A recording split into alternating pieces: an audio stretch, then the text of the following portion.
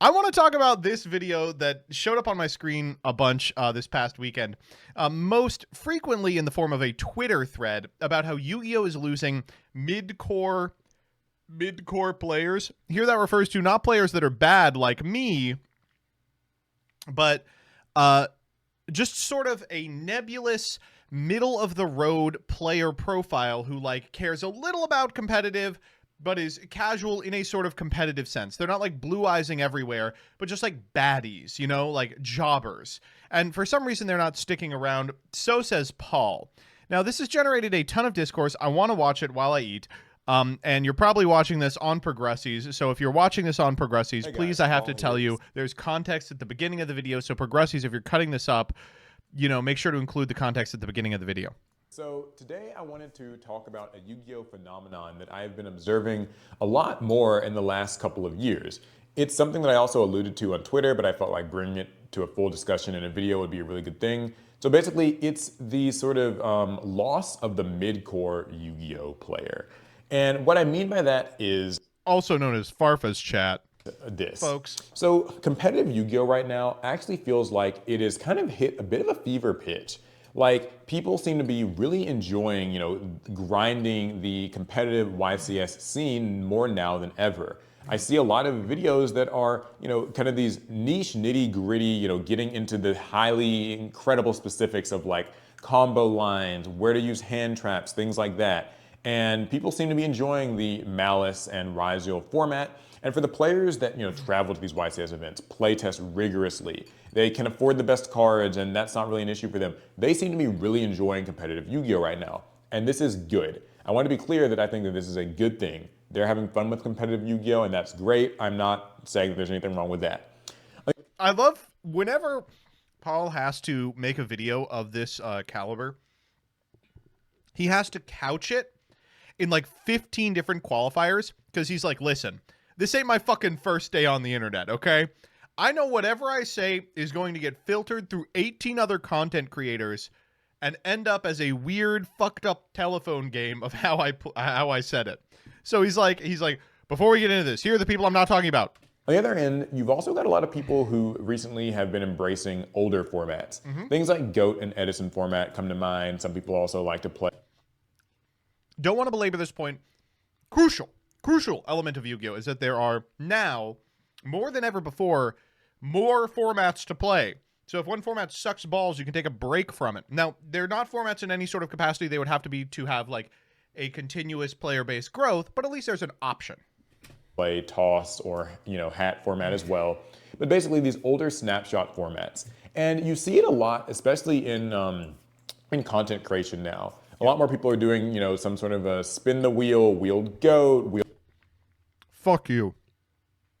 Actually, wait. Do I have a series with a wheel right now?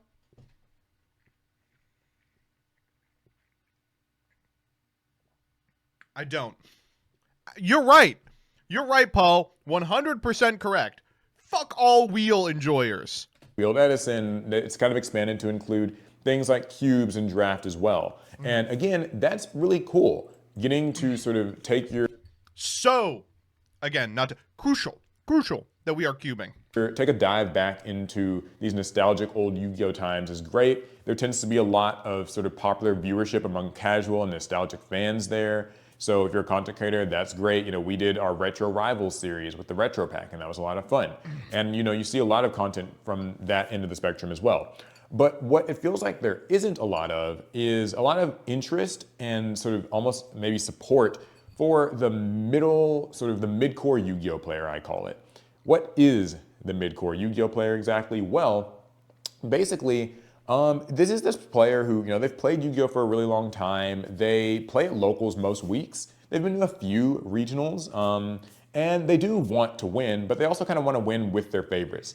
They get enthusiastic or excited about anime decks or just some of their favorite decks getting new support. And even if their favorite deck isn't like super duper YCS level viable, they still want to do the best that they can with it. And they want to find content about that. They want to find places to play those decks. And what I'm basically finding is happening is that these players have been sort of neglected a little bit and are now migrating to other card games or just quitting Yu-Gi-Oh in some cases. So this past weekend, we went to Bandai Card Games Fest. It's basically the nationals that they have for all the different Bandai games. That's One Piece, Union Arena, did. Okay, so kind of hard to pause the video at this point because I know he's winding up to a larger discussion, but at base, I think this claim is fraught, to say the least. It is fraught. And to those of you who heard the word fraud and got so hard they passed out, I apologize. I think that I could not disagree more with the context or with the concept that there exists a sort of middle class of Yu-Gi-Oh players who want to win their way and repeatedly bring a pet deck to locals, maybe something that they enjoyed from the anime back in the day, and they are not getting catered to. Konami is doing everything in their power to empower players at that level. I mean, look at the fucking cards in Suda. It's almost exclusively cards for pet deckers. But at the same time,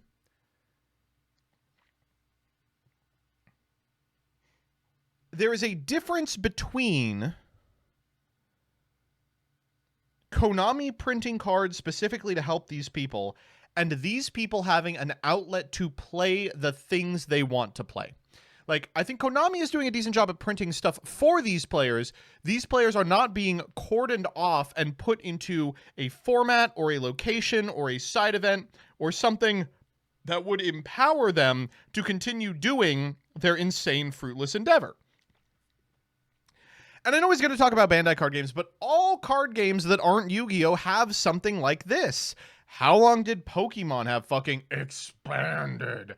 Magic has 99 different formats. I do feel like the pool exists in such a way, and this dovetails into the discussion I was having in Shorts, Paul was having on Twitter, Peeps was having on Twitter, that cards are being printed for a demographic of player that exists and has no home.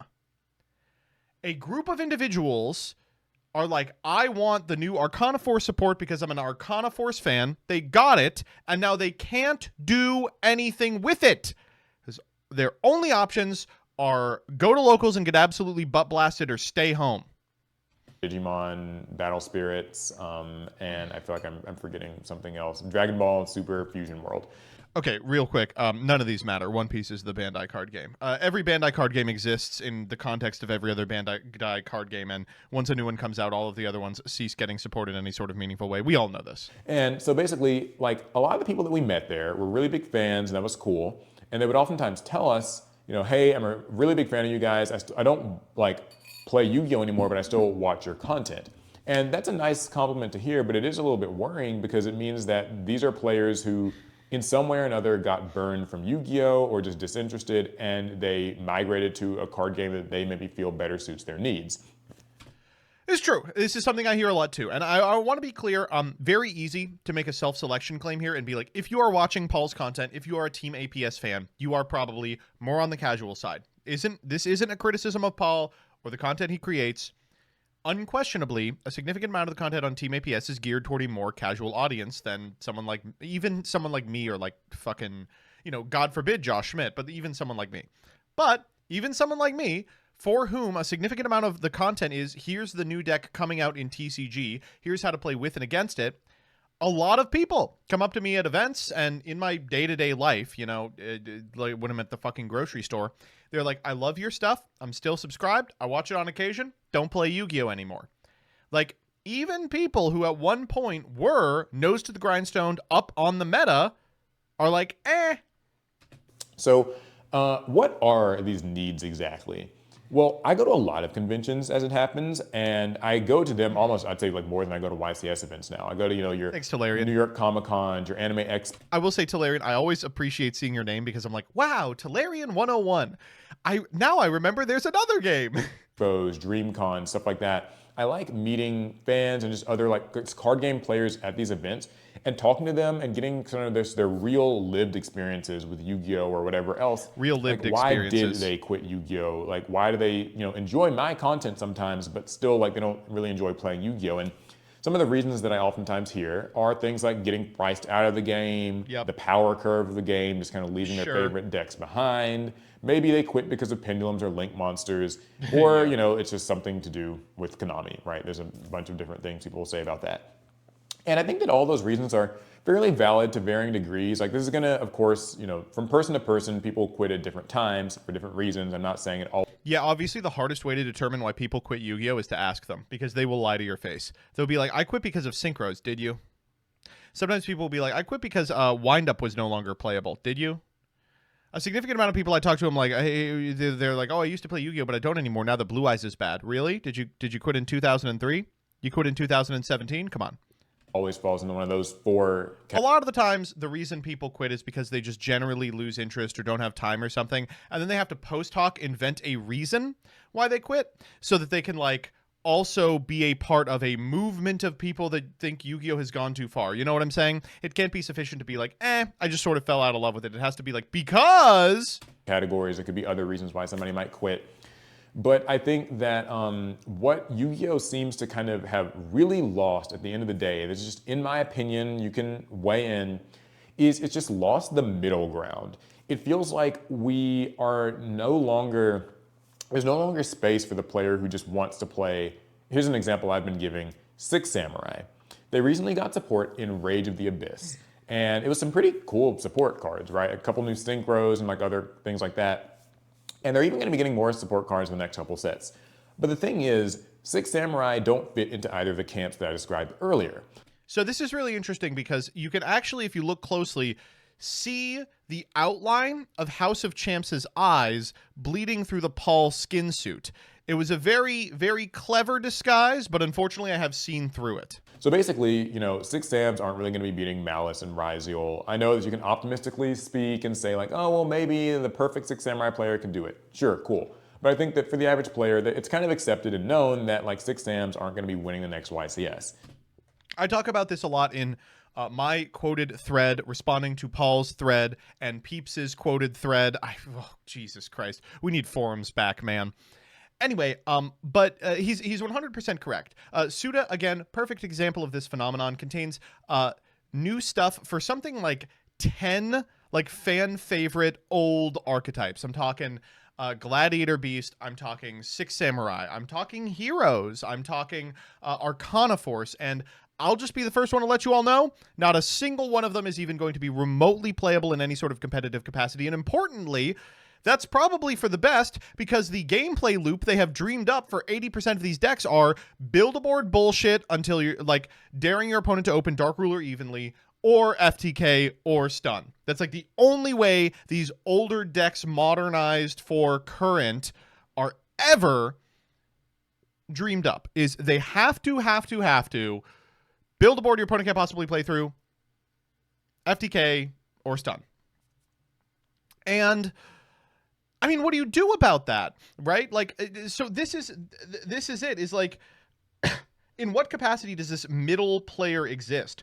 Konami seems to think there is a whole class of individuals that are just champing at the bit in order to purchase product, but only product for one specific archetype, but only provided they can never play that product in any sort of competitive capacity, but not so invested in that archetype that they're currently trying to play it for fear of being laughed out of locals. It's really strange, right? It's odd.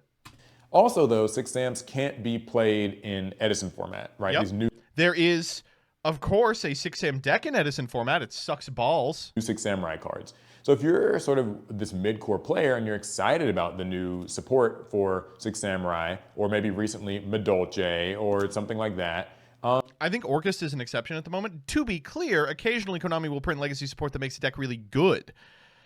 And that is good, but also not appealing to players who are turned off by like consistent competitive play.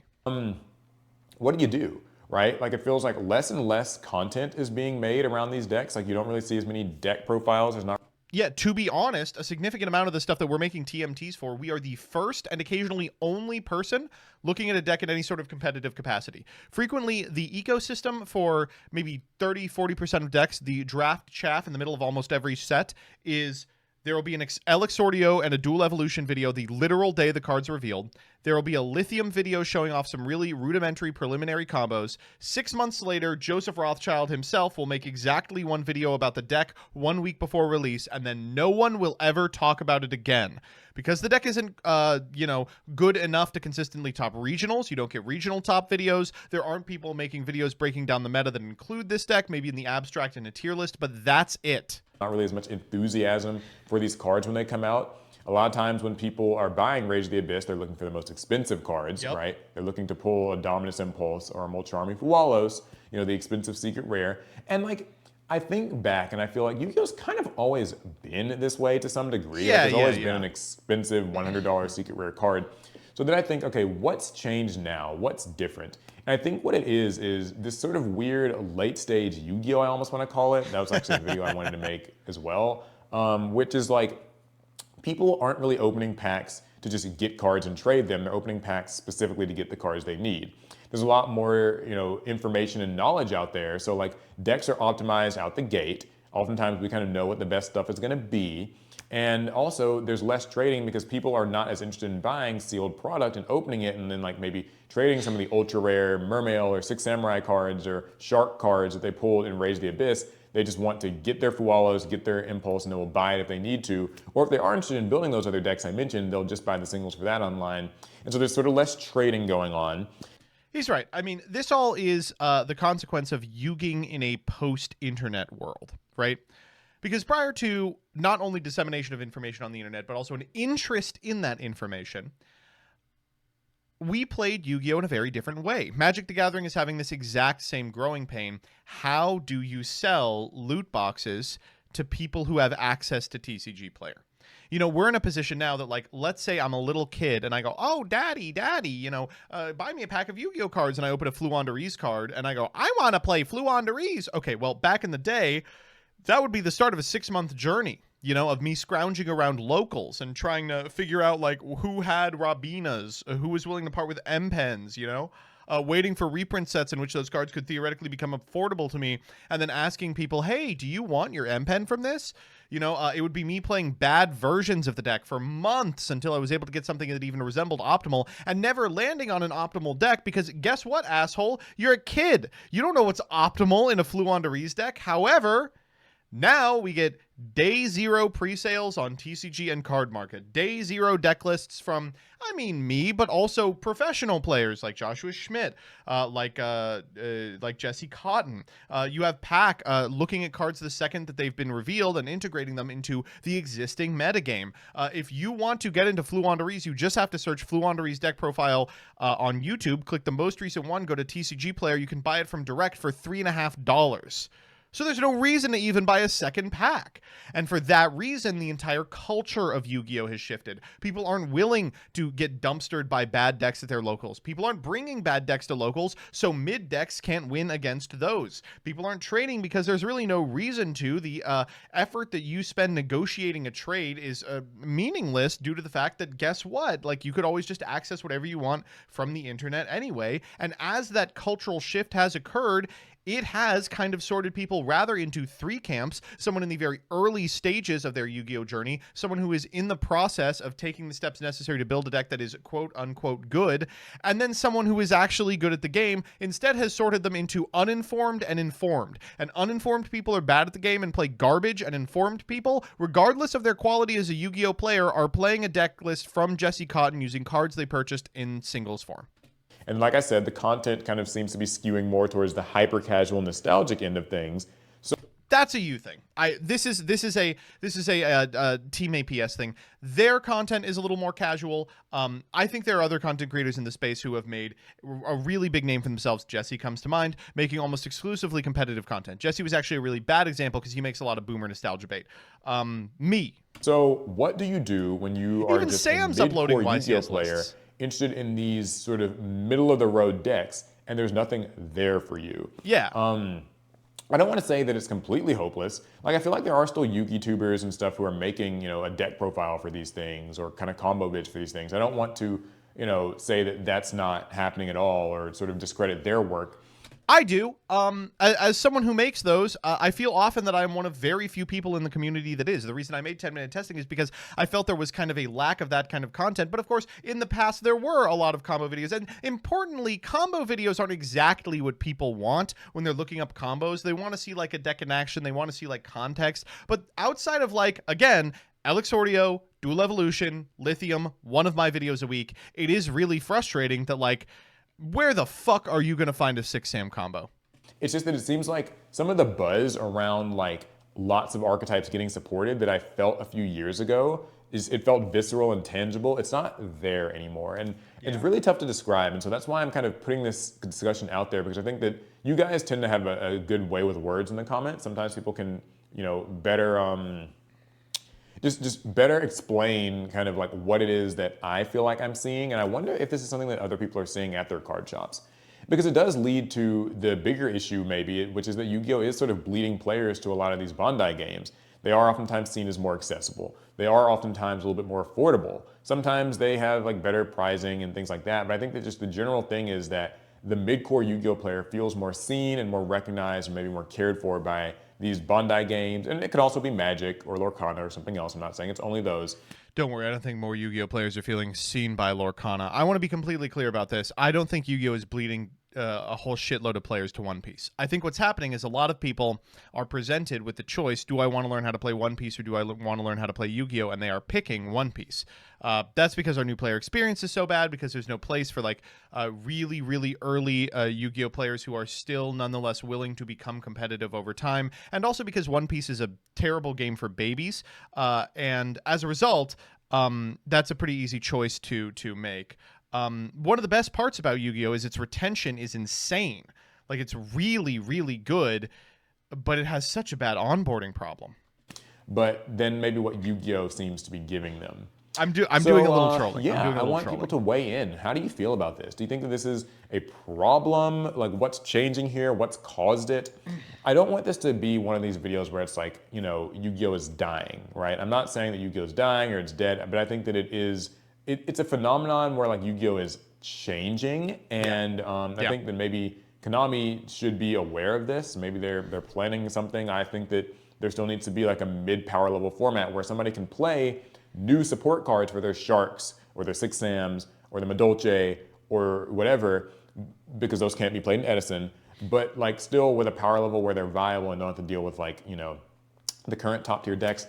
That's like one of the big things. There's other stuff too. I think that Yu-Gi-Oh! Could still use League system. I still think the mixed rarity system could help with kind of enthusiasm around buying sealed product. But all in all, yeah, I don't want this to be like a Yu-Gi-Oh's dying, abandon all hope, jump ship. This isn't even me, to be clear. I'm not playing any of these other new like Bandai games and stuff like that. All right, like I still just play Yu-Gi-Oh! Pretty much exclusively, and I still like it. I like modern Yu-Gi-Oh! I don't mind like playing it, but I just think that these are. I've heard enough testimony now that it's a little bit worrying and maybe concerning. So yeah, let me know what you guys think down below in the comments. And I need to go now because the sunlight is just blaring at my face over here, and I don't even know how I made it through this video, but I did. So yeah, weigh in the comments. Let me know what you think. I'll see you guys in the next one. Pass turn. Pass turn. That's how he closes out the amplifier videos. Pass turn. Okay, go. All right, so this is a little bit unfocused, especially here at the end. I think a lot of the amplifier videos are basically just stream of consciousness Paula logs. And you know, I would like to have like a thesis statement at some point. I think the definition of like a mid-core player is kind of sort of vague in such a way that's going to make it difficult to talk about it. But I think I am maybe impressing a little bit upon him. I am maybe inferring a little. I think what he's asking is where is Yu-Yu? Where is the lower powered format where these decks theoretically could get played? I'll tell you right now, we tried in rotation to make that happen. We tried in Trinity way back in the day to make something like that happen. Unfortunately, the problem with establishing anything official at this point in time is all of these decks, from Six Samurai to Arcana Force to Hero, are being designed with the power level of 2,025 cards in mind, right? regardless of the effectiveness and power level of these decks, if you're trying to bring down the power level of Yu-Gi-Oh cards, and you ban out all the top decks, and you ban out all the hand traps, you're going to get 6 Sam FTK'd 100 times out of 100. Like, there's a bunch of uninteractivity all the way down because these decks are being designed to, theoretically, you know, it doesn't actually happen in real life, but in a vacuum, beat Fiendsmith decks, beat Malice decks, beat Ryziel decks, right? But I think Paul is right in understanding that this is something the Yu-Gi-Oh community desperately needs. A lower powered format where you can play stupid decks. And I've been really thinking about it because I don't think there is a fantastic way to do it.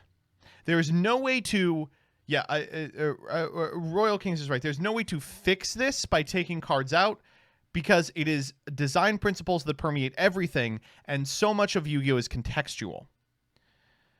It's not Common Charity. It's not called Common Charity. You can't play fucking 6 Sams in Common Charity. I want shiny cards. The only way to fix it is to go back in time 20 years, but if you go back in time 20 years, you have a different problem. I want to be clear. I don't hate where Yu-Gi-Oh! Is. I don't want this to come at the expense of the continued existence of high-tier, sweaty meta play. I really like high-tier, sweaty meta play. I think it is two things. Firstly, there needs to be something the community can kind of wrap their head around. And secondly, there needs to be a cultural shift. There needs to be like a shift among the player base to be more receptive to alternative ways to play Yu-Gi-Oh! And I think we are seeing that shift happen in real time as people get more interested in Limited and Cubes. They start doing Masochist challenges, running their own prog series and stuff. I don't know.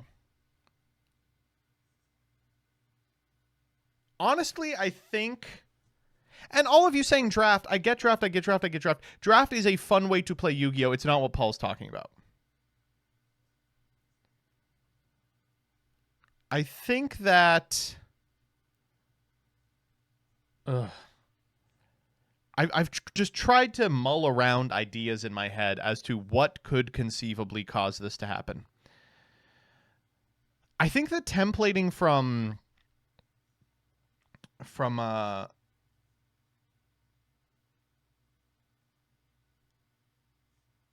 not Heart of the Underdog, but what is it? The one where you show up and get a precon?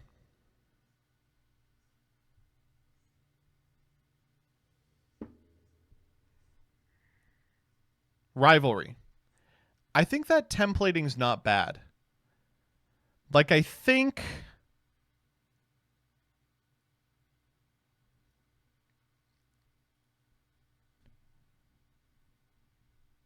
maybe something like this.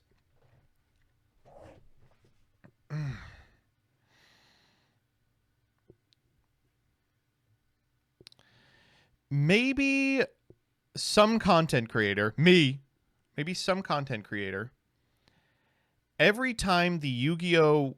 TCG rotates in quotes, you know what I mean. Every time the Yu-Gi-Oh! TCG enters a new era,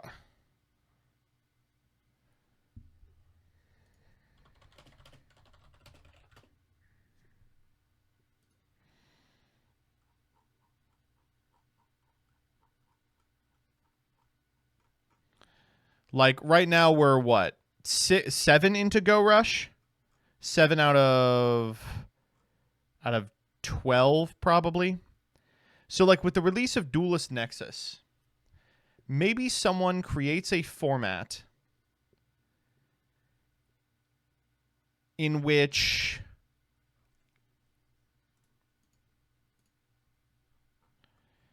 there is a pre-constructed Chimera deck,